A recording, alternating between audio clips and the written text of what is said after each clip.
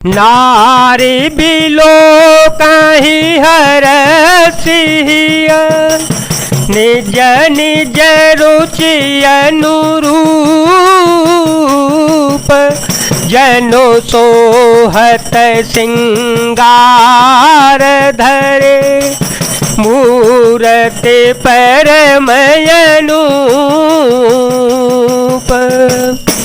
स्त्रियां हृदय में हर्षित होकर अपनी अपनी रुचि के अनुसार उन्हें देख रही हैं, मानो श्रृंगार रस ही परम अनुपम मूर्ति धारण किए सुशोभित हो रहा हो। विदुषः प्रभु विराटमय दिशा बहुमुख कर पगलोचन सीसा जनक जाति अवलोक ही कैसे सजन सगे प्रिय लागहि जैसे सहित विदेह बिलोकहि रानी शिशु सम पीति न जाते वखानी योगी है परम तत्वमय भाषा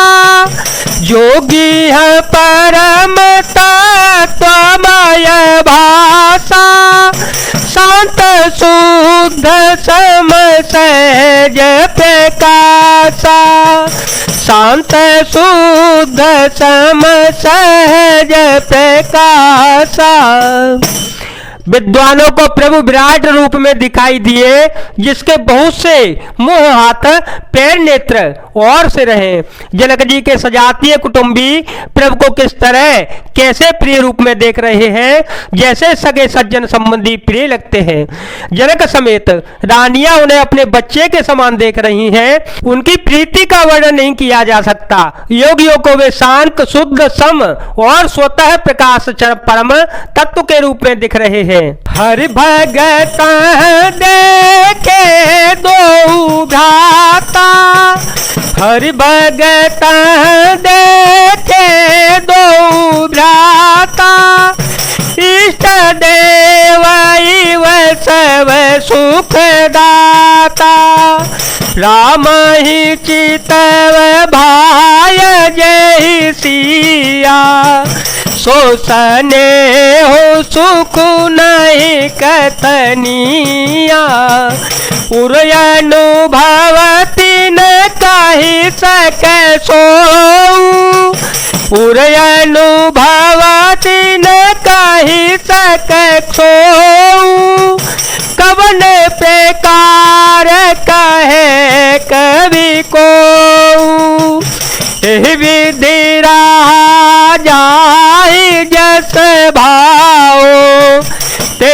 तस देखे कौशल राओ मंगल भवन मंगल हारी द्रव हो तो दशरथ अजिर विहारी राम सिया राम सिया राम सिया राम सिया राम जय जय राम। हरि भक्तों ने दोनों भाइयों को सब सुखों को देने वाले इष्ट देव के समान देखा। सीता जी जिस भाव से श्री रामचंद्र जी को देख रही हैं वह स्नेह और सुख तो कहने में भी नहीं आता।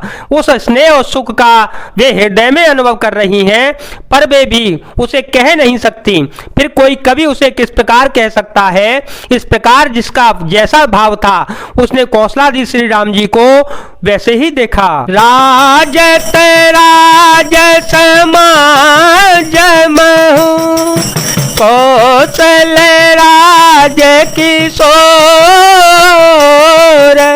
सुंदर श्यामल गौर तन विश्व विलोचन चोर सुंदर सांवले और गोरे शरीर वाले तथा विश्व भर के नेत्रों को चुराने वाले कौशलादि इसके कुमार राज समाज में इस प्रकार सुशोभित हो रहे हैं जैसे सहज मनोहर मूर्ति दो कोटि काम उपमा लघु सो शरद चंदनिंदक मुखनी के नीरज नयन भावते जी के चितवनी चारो मार मनोहरनी चितवनी चारो मार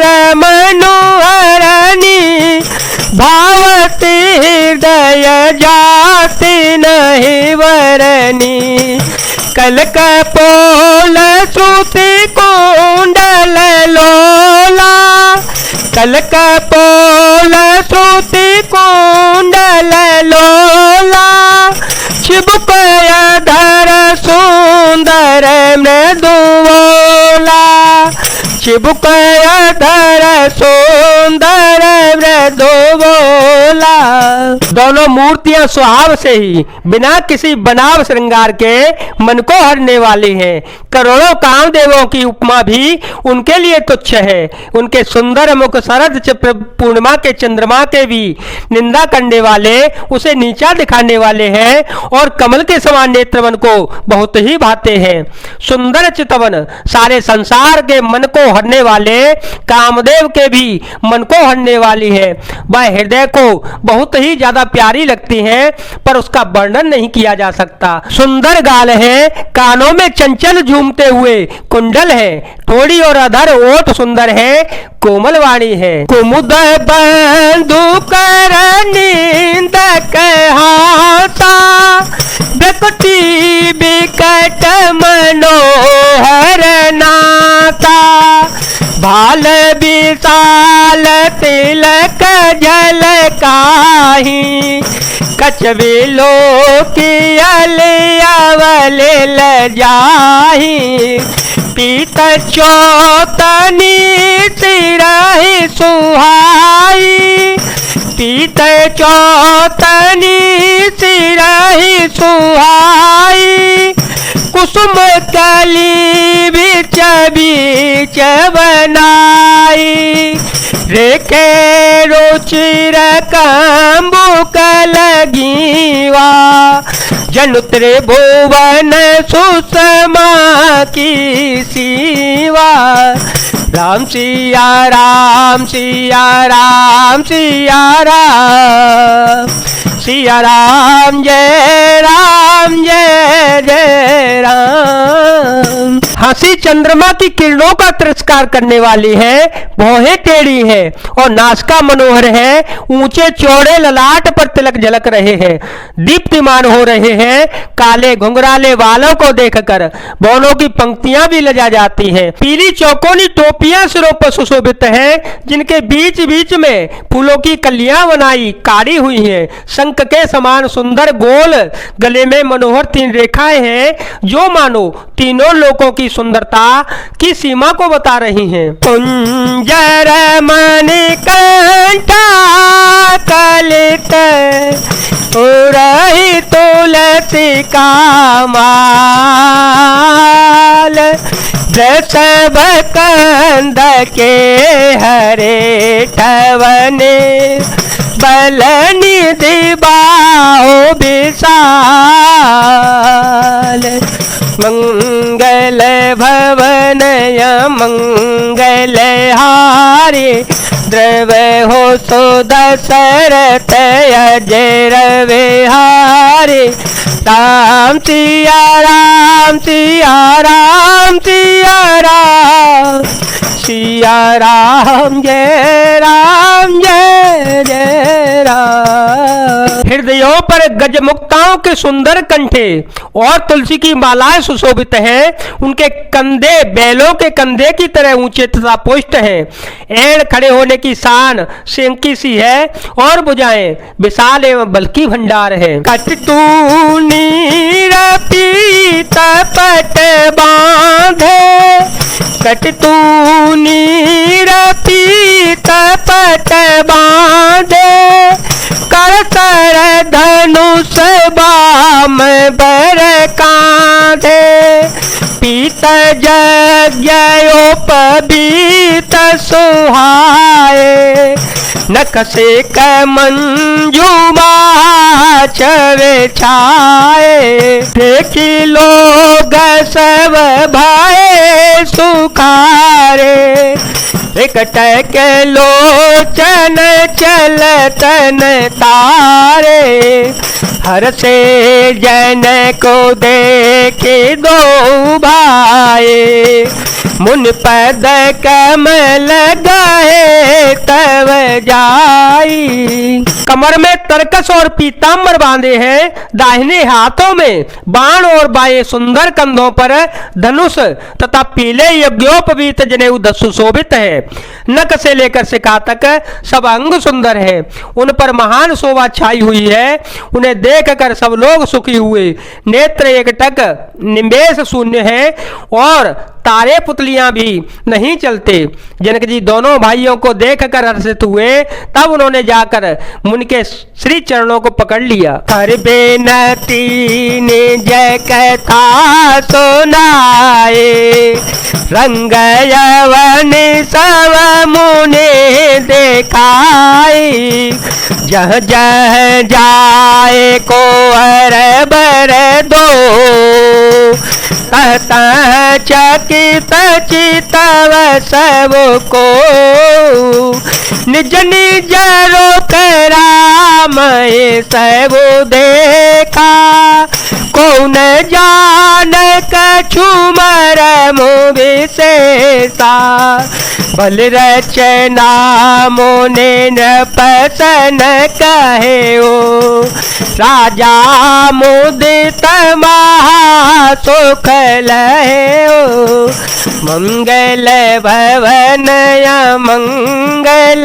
हारे, ध्रुव हो सुदशरथ अजिर विहारी, राम सिया राम सिया राम सिया राम, सिया राम जय जय राम। जनक जी ने विनती करके अपनी कथा सुनाई और मुनि को सारी रंगभूमि यज्ञशाला दिखलाई। मुनि के साथ दोनों श्रेष्ठ राजकुमार जहां तहां जाते हैं, वहां वहां सब कोई आश्चर्यचकित हो जाते हैं। सबने राम जी को अपनी ओर आते मुख किए हुए देखा, परंतु इसका कुछ भी विशेष रहस्य कोई नहीं जान सका।